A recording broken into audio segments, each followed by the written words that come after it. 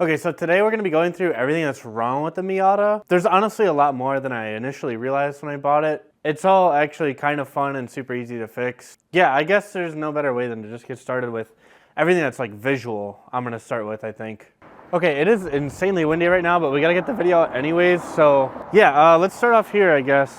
First of all, this hood is insanely terrible looking. Sorry for audio, by the way, if the audio is bad. This hood is insanely terrible looking. It's completely displaced. The capping is terrible.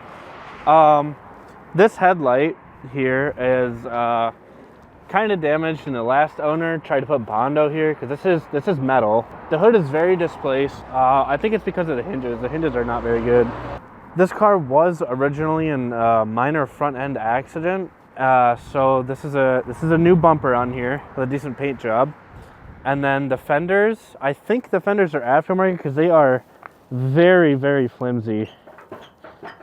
They're super flimsy. So I'd like to get some OEM like fiberglass fenders would be nice. And then speaking of that, another problem is the paint. All the clear coat is gone on this paint.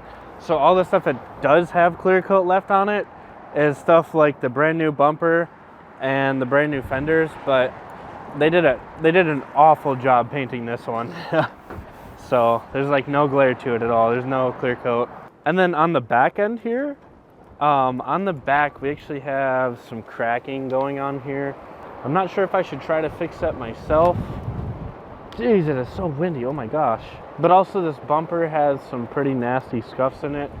But in terms of bumpers though, I think I'm gonna get a KBD kit for this. I think I'd like a KBD kit a lot. And then also notice there is a crack in our lip here. So I actually did a stupid thing. I was putting the lip on. Oh yeah, the bumper's cracked here as well. The reason this lip is cracked here like this is because I was trying to put this lip on right there in that spot. And somebody was pulling into this driveway and I had to get out of the way. And so I quickly like scattered around everything and I moved everything around, and I actually ended up running over the corner of my lip here. I drove over it because I'm stupid and I didn't have it on all the way. And then this crack on the bumper here happened. I think it was me that did that. I literally just ran into a curb on accident because it was cold out and I was driving the car, and I like unexpectedly just hit like a whole like 180 in the middle of the road out of nowhere. These wheels though, on the other hand, dude, I love these rims so much. They came with the car, and these are so sick. These are so cool. I love them. I'm definitely going to keep them. Same with the tires. I actually really like the tire tread pattern on these as well. Let me get a good shot here. Yeah, the tread pattern on these are really cool. They're slightly stretched. I don't know if you guys can tell. They're slightly stretched a little bit for the good fitment here. And then another thing is on this fender, I've tried bending this back a whole bunch, but it doesn't do much because this wheel just tucks in and then pulls it downwards. Another plus one with this car though is there's hardly any like rocker panel rust at all. There's a little bit here, but that's okay. It's not that bad. The other side is completely clean actually. I'm not sure why the other side is like completely black, but this side has no rust like at all. So that's pretty much everything wrong with it on the outside. Not a whole lot actually, mostly just body panel stuff. We'll move on to the inside though here. Actually, you know what? Before showing the inside, I do want to talk about this door. It's very heavy. There's a really heavy mechanism in this door. It doesn't really, yeah. I don't know. All right, door jambs, they're a little bit scuffed up, but they're not terrible. Pretty easy to fix that kind of stuff. It's all just either kind of dirty or scratched. First thing I want to talk about is some of the panels in here. Some of the panels are kind of bad, like this. All the clips are broke on this. So I think I'm just gonna 3D print a new one. I have a 3D scanner and a 3D printer. I'll just 3D print a new one, and that'll be easy. There's also a panel that goes underneath here. That panel is made of metal, and the plastic in here is actually broken. I can show it. Yeah, there we go. The plastic in here is actually broken for it to mount onto, so I got a 3D print new panel here and put it in and figure out a better way to mount that. We're obviously missing this guy right here. So I'll have to figure something out to put there. I might actually just put something there in the future. But yeah, for now that's just straight up missing. Yeah, this radio section is not bad actually. I don't like the whole like splatter paint. The previous, not the previous owner, but one of the owners did. I don't like the splatter paint that they did to everything.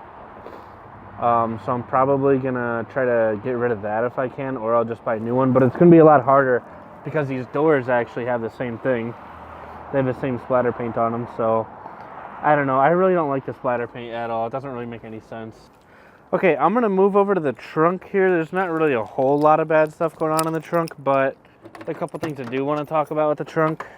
Oh yeah, I just had a shoot, so there's some stuff in here, some lighting and whatnot.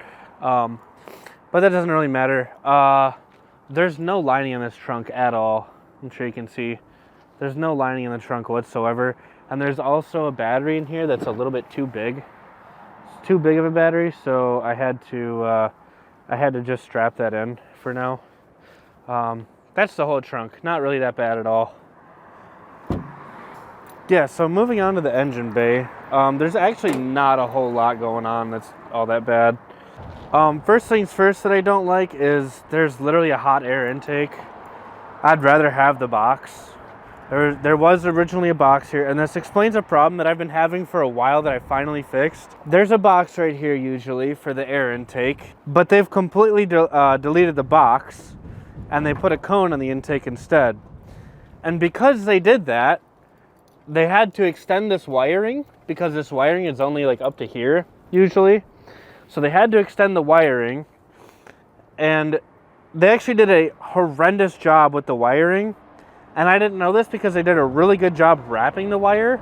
And so I started like taking things apart and whatnot, and I had to duct tape this, which is not good because they put some like heat sensors in there and they were not needed at all for no reason because they thought that was a problem. So I just got to a point where I started ripping apart cables, and I ripped this one apart. It was just a terrible job wiring. There was like wires sticking out and stuff. It was really bad. So I took it to a shop and I had them do the best job they possibly could. And they did an amazing job. Literally got rid of all the check engine lights and everything. There's not a single light on my dash anymore. And so yeah, the reason I wrapped my headers is because it was cheap at the time and quick little easy fix, and makes it less hot of a hot air intake. But I do eventually want to get an intake for that to be a little bit less of a hot air intake, if you know what I mean. Another thing, another like a minor problem. Well, actually, we haven't even talked about a single problem yet because there really isn't any problems in the engine bay at all. Just the only problem I can really think of is like this. It doesn't adjust our lights at all. Like they don't move at all. I'm not really sure why, because this one does it. This one here does it. So yeah, I'm not sure why that one doesn't adjust, but we're gonna have to print new covers for these anyways. I want to print some new covers for those and paint them and make them look good. And I might do like a vent right here or something. I'm not really sure, to help the hot air a little bit. Now on to the first actual big problem is the previous owner thought that there was something wrong with the heater. So they replaced the thermostat here, and they did a horrendous job. They did a really bad job, and they replaced the heater, and there's like RTV and stuff everywhere, and it leaks a lot. It leaks a lot, so I'm gonna have to get that fixed. And then also, all these hoses are like really brittle, and they're kind of falling apart, and so they're all like leaking a little bit of coolant very slowly. Okay, so the first problem that we have here is this steering wheel got rid of like everything. Like it got rid of my cruise control, my blinker, cam cancel is what it's called. So anytime I do a blinker, it doesn't flip the lever back, so I have to manually do it every single time. Obviously the cruise control is gone, and there's one more thing that I'm missing, but I can't remember. Not bad though. I think I'm gonna print some parts to fix it, and it should be good. And then another problem is, actually, you know what? The panels in here on the inside, none of these panels are really attached. They're all just kind of sitting there, but that does help me explain. This tweeter here is actually not connected to anything at all. So, do gotta fix that. The reason these are like this though is because the window goes down sometimes and it doesn't come back up, so you have to grab it on the inside. You have to pull this off and grab it on the inside and pull it up to help. So I got to replace motors on these because they're pretty slow. And then more stuff like this is just it's just sitting there pretty much. This is an unfinished project. I welded and cut myself a little cup holder. It works really good and all, but this metal was originally meant for my last car and it's a lot thinner. It just bends like really easily. So I need to 3D print like a little cover to go over top of that, and that'll fix the problem. With its current fitment though, it doesn't actually scrape at all. There's not a single thing that scrapes on this car at all, so that's really nice. And then one more thing that I hate is these mirrors are just terrible. They're the worst mirrors I've ever seen in my whole life. They're so flimsy, and they knock down and get up and everything really easily, and I hate it. Like, I'm just driving and all of a sudden I'll hit like a bump and it'll start to fall down more and more. So they're just terrible. They're horrible. I need to get OEM ones because the OEM ones actually look good. Some other small things here is we're missing, well actually we're not missing anything on this side, but this trim here and this trim here are actually pretty much completely missing on this side. It's still here on this side, but it's really rusty and gross. And this side is just straight up missing. So that's an easy little fix I can do there though. I do also have a hyper flash happening for some reason. And this one used to work, but it doesn't work anymore, but it always hyper flashed. So I'll change the bulb on this and see if that fixes it, and if not, I'm just gonna change the relay. It's probably just a wiring issue, and some relays just straight up get rid of the hyper flash altogether. So in terms of this soft top, actually, this soft top is really rare because it has the glass zip down window. So this window will actually just lay flat down there, and this will be a completely open window. There's no holes, no leaking or anything. Soft top's pretty solid. The reason it's rare is because this is glass. Usually it's plastic, but then it also has defrosters in it. Defrosters are pretty rare on these. Not to mention the super rare Summit Racing mud flaps on here actually, or mud guards. I don't know what you'd call it. Also, another thing that was a problem with this car that I fixed previously is the HVAC center console is by wire, not by, well, it's by cable, not by wire. So like every single cable on the HVAC center console bit just completely disconnected. Nobody could figure out what was wrong with it. And I just like reached in there and saw the cables are disconnected, and I just reattached them, and everything works on the inside now in terms of like heat and stuff like that. Another thing I want to do is I want to get rid of this wrap on the top. I actually liked it at first, but I don't think I like it really anymore. So I'm gonna get rid of this wrap on here because I'm not really a big fan of this wrap at all. Yeah, just a simple, quick video today explaining everything wrong with the Miata, just to get us a starting point with the car. And then throughout all the videos weekly, I'm gonna try and fix all these small problems here and there. Yeah, thank you guys for watching. That's just everything pretty much wrong with my car currently. It's just a bunch of really small things that will add up and make it nice and perfect.